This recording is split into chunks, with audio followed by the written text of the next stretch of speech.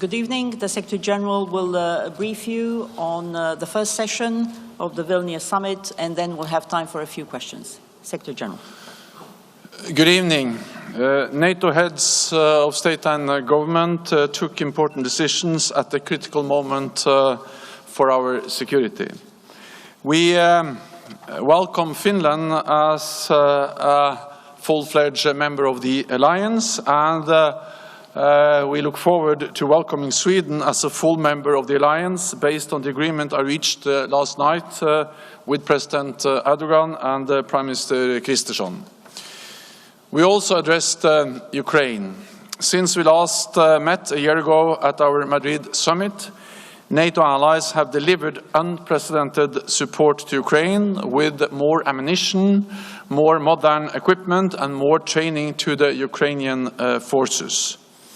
Today, allies have agreed a package of 3 elements to bring Ukraine closer to NATO. First, a new multi-year assistance program for Ukraine to enable the transition from Soviet era to NATO standards, training and doctrines, to help rebuild Ukraine's security and defense sector, and to cover critical needs like fuel, demining equipment and medical supplies.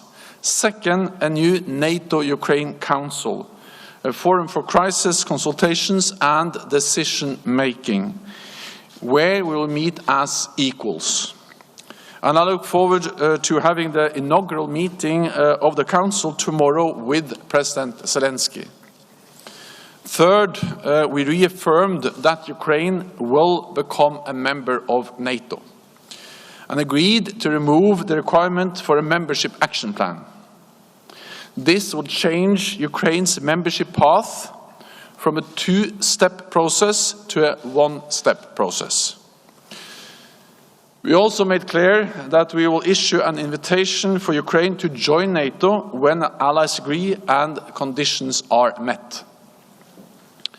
This is a strong package for Ukraine and a clear path towards its membership in NATO.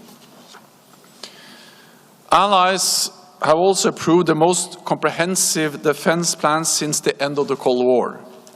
These are designed to counter the 2 main threats we face, Russia and terrorism. Under our new plans, NATO aims to have 300,000 troops at high readiness, including substantial air and naval power. Robust deterrence and defense requires a robust industrial base. So leaders endorse the new Defense Production Action Plan. This will accelerate joint procurement, boost interoperability, and generate investment and production capacity. To do all this, we need to invest more in defense.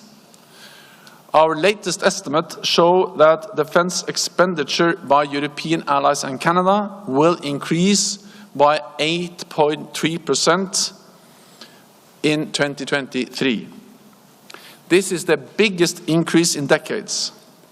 Since 2014, they will have invested an extra $450 billion in defense. 11 allies now reach or exceed the 2% benchmark, and we expect this number will rise substantially next year.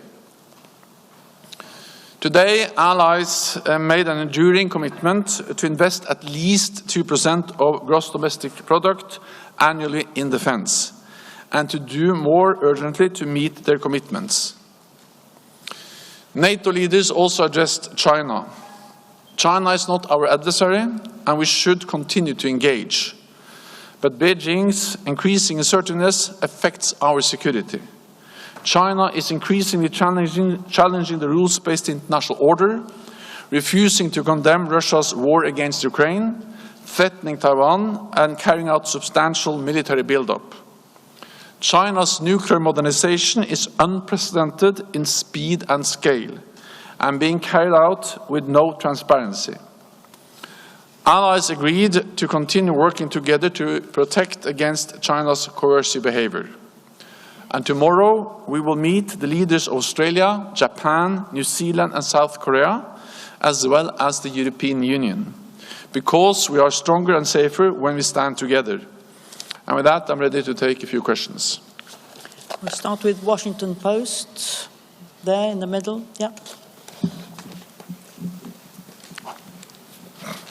Hi, thanks for taking my question. Michael Birnbaum from the Washington Post. President Zelensky, of course, issued a tweet in the middle of your talks that criticized the language that you've just agreed to on Ukraine's path toward membership. I was wondering what your thought was when you saw what he was saying about what NATO was agreeing to, and what your message would be for Ukrainians who are disappointed by this language. Thanks a lot.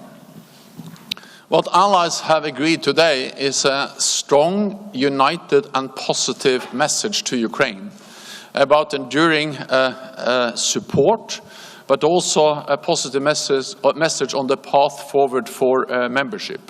And this includes this package of practical support to enable full interoperability between Ukrainian armed forces and NATO forces, the establishment of the NATO-Ukraine Council, and then the decision to remove the requirement for a membership action plan, which actually means that instead of 2 steps to become a member, there will now be 1 step. We also made it clear that the invitation will be issued when conditions are met. Then I would like to add that on top of that, of course, allies are also providing substantial military support, because the most urgent task now is to ensure that Ukraine prevails, because unless Ukraine prevails, there is no membership issue to be discussed at all. And therefore I welcome the military support that the allies have provided now for months, actually starting back in 2014, and then since the full-fledged invasion in February last year, substantially stepping up their support.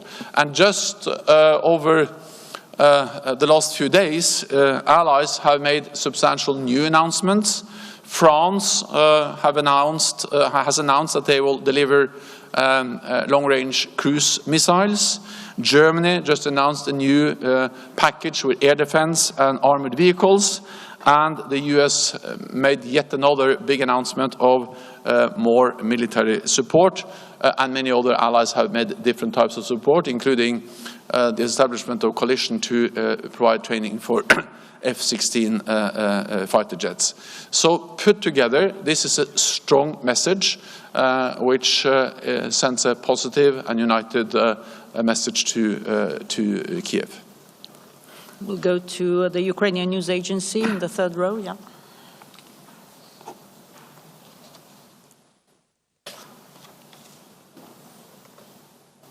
Dmitry Shkurko, National News Agency of Ukraine here. Thank you for the floor. Question, just follow up my colleague. Can we expect today a final communique on Ukraine, and we can expect it tomorrow? And could you please specify what kind of conditions Ukraine still need to fulfill to initiate the accession procedure and to get an invitation? Thank you. So we have agreed a communique, and we also agreed a package for Ukraine. That was agreed by the leaders, and I referred the main elements now. The practical support, the political ties with the NATO-Ukraine Council, full interoperability, the removal of the membership action plan, and then, of course, also all the different things that allies are providing bilaterally, including with the new announcements we have heard today and the last few days. I have been in close contact and regular contact, and NATO allies have also been in regular contacts with Ukrainian officials. I've discussed this also with President Zelensky, and I look forward to meet him tonight, and then also to have the inaugural meeting of the NATO Ukraine Council tomorrow, where I will set out the package of the 3 elements, bringing Ukraine closer to NATO, and this is a strong package. Okay, Reuters. Over there.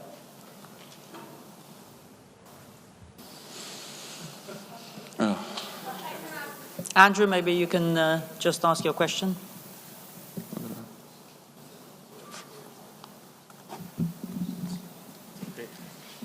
Andrew Gray from Reuters, Secretary General, to come back to President Zelensky's remarks.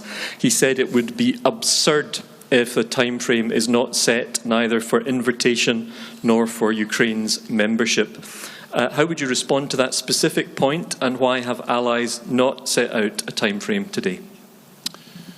What we have agreed is a very substantive package with many different elements that helps to move Ukraine closer to NATO, help them to move towards NATO membership, and this is partly very practical support on, for instance, interoperability, and reforms, defense sector reforms and interoperability are among the conditions which are important for membership. So that's a practical way of moving Ukraine closer to NATO. Then we also send a strong political message with the language on membership, including the language which is now in the communique on invitation. There's never been a stronger message from NATO at any time, both when it comes to the political message on the path forward for membership and the concrete support from NATO allies, military support, but also the practical support on how to ensure full interoperability. And if you look at other membership processes, there have not been time lines for those processes. They are conditions-based. Has always been. Okay, we'll go to the gentleman here in the second row. Lauri Nurmi, Iltalehti from Finland, Mr. Secretary General. The Baltic Sea becomes NATO's inland sea. NATO puts 300,000 new troops on high readiness. What does all this mean for frontline countries like Finland, Estonia, Latvia, Lithuania and Poland? And what is NATO's message to Mr. Putin and Russia? How historic is this moment? Thank you. It is historic that both Finland and Sweden will become members of NATO. Finland is already a full member, and with the agreement that President Erdogan and Prime Minister Kristersson and I were able to make last night, Sweden will also become a full member of the alliance. This is historic. It's important for the whole alliance. It's important for Finland. It's important for Sweden. But it is also in particular important for the Baltic region, because when you look at the map, you realize that, for instance, the ability to reinforce the Baltic region is very much improved by the fact that we now have Finland and soon also Sweden as full members. And that will be reflected in our defense plans, in our exercises, in our capability targets and everything else we do as an alliance. So it makes the whole alliance stronger, and it makes especially the Baltic region safer. It sends the message that NATO's door is open. It sends the message that it's for NATO allies to decide on enlargement. It's not for Moscow to deny sovereign nations the sovereign right to choose their own path. And this is, again, something we have demonstrated not only in words, but also in deeds, by now allowing 2 new members and sending a message to Ukraine, which is stronger than any message NATO has ever sent before on membership for Ukraine. We have the gentleman over there in the third row.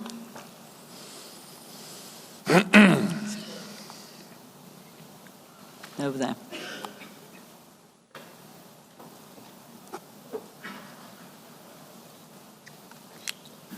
European Pravda, Ukraine. Secretary General, I would ask you to clarify a bit on conditions. I understand that you cannot list all of them. It's probably not clear, but maybe you see how these conditions would be defined, agreed, because I'm afraid that it would be read that NATO has lifted membership action plan, but have invented another membership action plan with another name, which is conditions. So it's like making a bit of fake achievement. Thank you. No, what we say in the communique is that Ukraine has moved beyond the requirement for a membership action plan, just because Ukraine has come much closer to NATO. I was actually attending the NATO summit in Bucharest in 2008 as a Norwegian Prime Minister, and I remember very well the discussion there. And of course the discussion now is totally different for many reasons, not least because Ukraine is under full-fledged attack by Russia, but also because Ukraine has come so much closer to this alliance over all these years, because especially since 2014, when NATO allies start to train and equip Ukrainian armed forces, but even more so after February last year, Ukraine has demonstrated capabilities, skills, and has been more and more integrated with NATO. This is also a consequence of the equipment which NATO allies are delivering, because, for instance, when we deliver modern battle tanks or advanced air defense systems, a consequence of that is also more interoperability, more NATO standards, doctrines, and a gradual movement from the Soviet era doctrines, standards and equipment to NATO, just by the fact that so much equipment is now delivered. And of course, when we start training with training of pilots for F-16s, it will even more add to this important interoperability, which has always been a requirement for NATO membership. So this is moving Ukraine closer to NATO and to NATO membership, and also reflecting the fact that NATO has come much closer.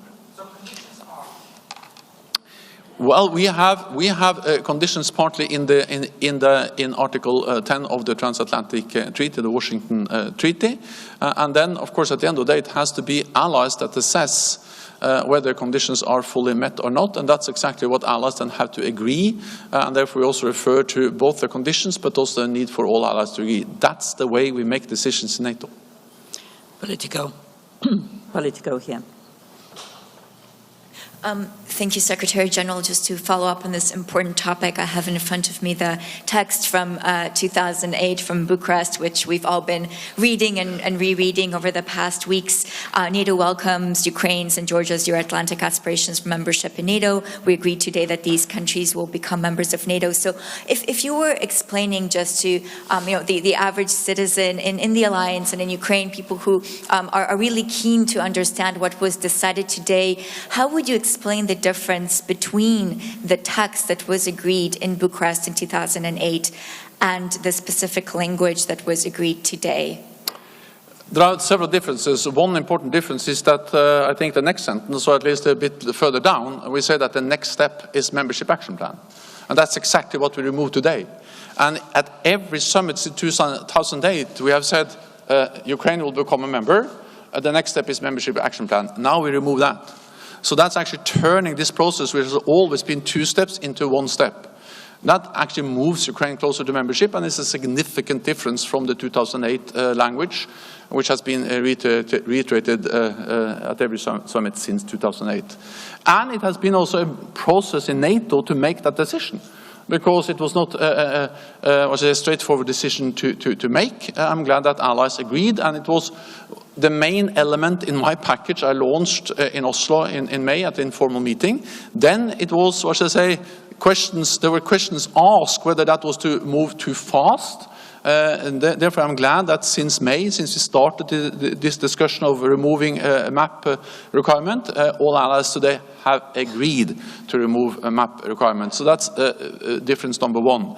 Difference number two is that we actually now have a program for how to help and support Ukraine move closer to NATO.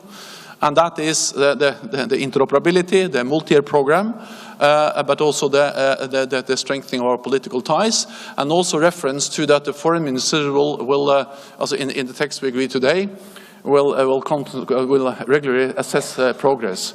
So this, together with the fact that the substantial delivery of equipment and training just by itself moves Ukraine closer to membership, is a big difference. There is one more difference, and that is that in 2008, Ukraine was quite far from NATO, what has happened since 2008 has already moved them much closer to us. Swedish radio, second row.